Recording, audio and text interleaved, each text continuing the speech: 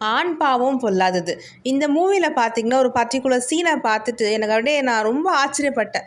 என்னடா டேரக்டர் இப்படி யோசிச்சிருக்காரு, வேற மாதிரி அவரோட திங்கிங் ப்ராசஸ் வேற லெவல் அப்படின்னு தோணுச்சு.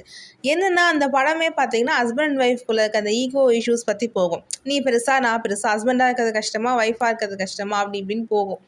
அதில் வந்து அஃப்கோர்ஸ் என்னாங்கன்னா ஹஸ்பண்ட் அண்ட் ஒய்ஃப் வந்து இது மாதிரி டிவோர்ஸில் வந்து நிற்கிறாங்க, ஈகோ கிளாஷால் டிவோர்ஸில் வந்து நிற்கிறாங்க.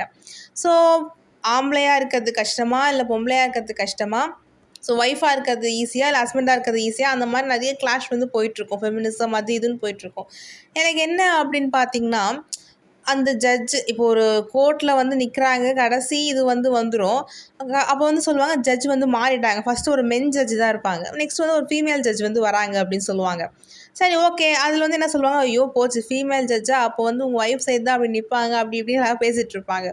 அப்புறம் ஜட்ஜ் வந்து பேசுவாங்க. பேசும்போது எனக்கு என்னடா வாய்ஸ் வந்து லைக் மென் வாய்ஸ் மாதிரி இருக்குது. எனக்கு அப்போது தோணல அவங்க டிரான்ஸ்ஜெண்டராக இருப்பாங்க, நான் தோணல.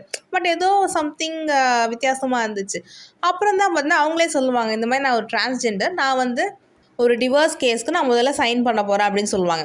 ஸோ அந்த சீனில் வந்து பார்த்திங்கன்னா, ஸோ ஒரு மென் வந்து பெருசா இல்லை உமன் வந்து பெருசான்றத ஒரு டிரான்ஸ்ஜெண்டர் வந்து ஒரு தீர்ப்பு கொடுக்குற மாதிரி.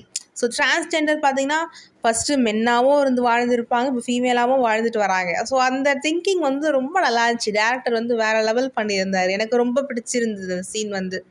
ஸோ டோட்டலாகவே பார்த்தீங்கன்னா அந்த படம் வந்து ஒரு நல்ல ஒரு மெசேஜ் கிவிங் மூவியாக இருந்துச்சு. இப்போது கப்புள் வந்து இருக்காங்கல்ல, இப்போ கல்யாணம் பண்ணிக்கிற கப்புளுக்கெலாம் வந்து அந்த படம் ஒரு நல்ல ஒரு எக்ஸாம்பிளாகவே வந்து இருந்துச்சு. எனக்கு ரொம்ப பிடிச்சிருந்தது படம். பர்டிகுலராக இந்த சீன் ரொம்ப மனசில் நின்ன ஒரு சீனாக இருந்துச்சு. நீங்கள் பார்த்துட்டிங்களா இல்லையா, இல்லை பார்த்துட்டு உங்களுக்கு அந்த சீன் ரொம்ப பிடிச்சிருந்தது அப்படின்னு